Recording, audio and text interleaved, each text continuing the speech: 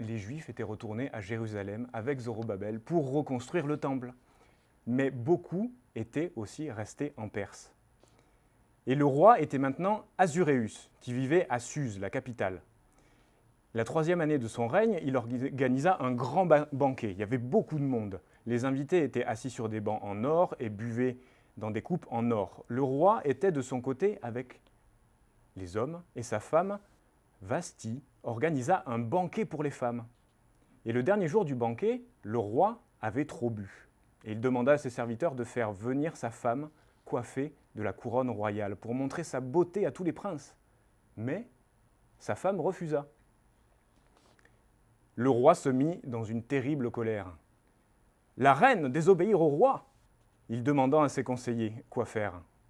Renvoyer Vasthi et donner le titre de reine à une autre qui soit meilleure qu'elle, répondirent-ils. Et le roi aima particulièrement cette idée, et il proclama un message de rassembler toutes les belles jeunes filles et de les préparer pour les présenter devant le roi. Et celle qui plairait au roi, celle qui plairait le plus au roi, deviendrait la nouvelle reine.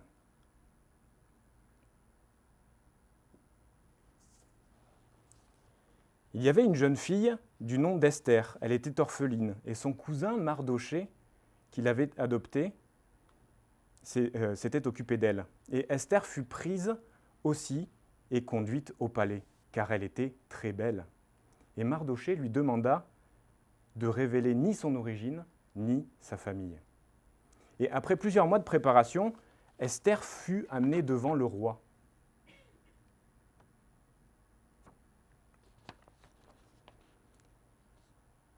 Et Esther toucha le roi. Le roi préféra Esther à toutes les autres jeunes femmes. Il mit la couronne royale sur sa tête et la proclama reine. Esther vivait maintenant au palais et avait une position importante. Peu de temps après, le roi accorda à un homme nommé Aman la position de premier ministre. Il était un descendant de Agag, un roi des Amalécites, qui étaient des ennemis d'Israël. Il était très puissant. Et tous les serviteurs qui se tenaient à la porte du roi pliaient le genou et se prosternaient devant Aman. Mardoché, cependant, ne se prosternait pas devant lui. Mais pourquoi Mardoché ne se prosternait pas devant Aman? Car il était juif et il se prosternait seulement devant l'Éternel. L'orgueil de Aman le rendit furieux.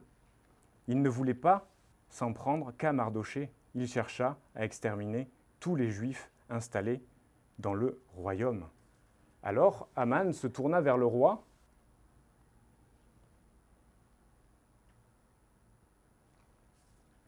et lui demanda « Il y a dans l'ensemble de ton royaume un peuple qui reste bien à part. Il ne respecte pas les lois du roi.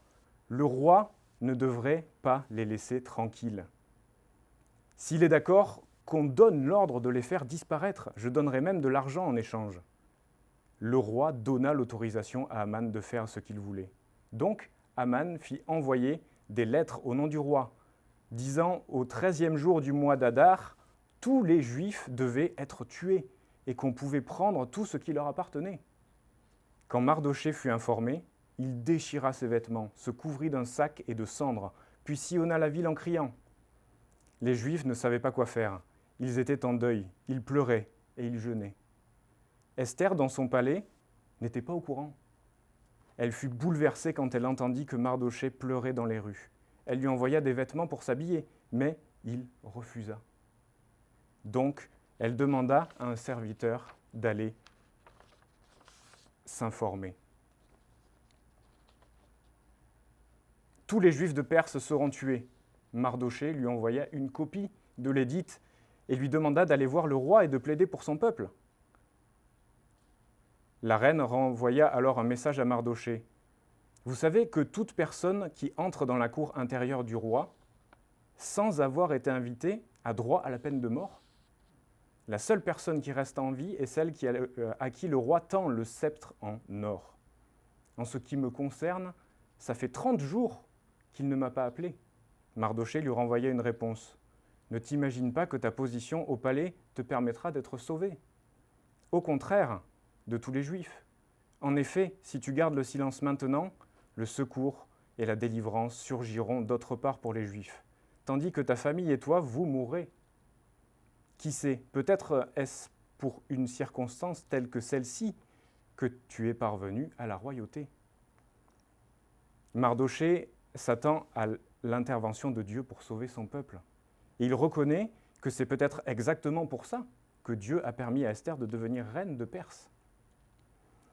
Et Esther fit cette réponse à Mardochée. « Va rassembler tous les Juifs qui se trouvent à Suse, et jeûnez pour moi. Ne mangez et ne buvez rien pendant 3 jours, ni la nuit, ni le jour. Moi aussi, je respecterai un tel jeûne avec mes servantes. Et c'est dans ces dispositions que je pénétrerai chez le roi. J'enfreindrai la loi, et si je dois mourir, je mourrai. » Et on verra la suite la semaine prochaine. Et on va terminer par ceci. On ne sait pas toujours pourquoi Dieu nous place dans certaines situations. Mais nous savons que Dieu est toujours au contrôle et qu'il est toujours à l'œuvre. Parfois, il nous demande de s'attendre à lui, et parfois, il nous demande aussi d'agir. Et Esther est prête à agir. Elle accepte de risquer sa vie pour le bien de son peuple. Mais ça ne sera pas par sa force. Elle sait qu'elle a besoin de la force de Dieu pour pouvoir obéir. On prie ensemble ? Jésus, merci parce que tu nous conduis, tu nous diriges et tu es souverain. Tu diriges toutes choses et tu as autorité sur toutes choses. Et on te remercie pour les situations dans lesquelles on est, chacun. Et s'il te plaît, Seigneur, conduis-nous par ta sagesse, ton intelligence. Aide-nous à s'attendre à toi si on doit s'attendre à toi. Aide-nous à agir si on doit agir. Et remplis-nous de ta force, Seigneur, afin de faire ce que toi tu nous demandes de faire, Jésus. On te remercie pour ta fidélité, la fidélité que tu as aussi pour ton peuple d'Israël. Que tu puisses le bénir et que tu puisses nous bénir chacun ce matin. Et c'est en ton nom qu'on prie ces choses. Amen.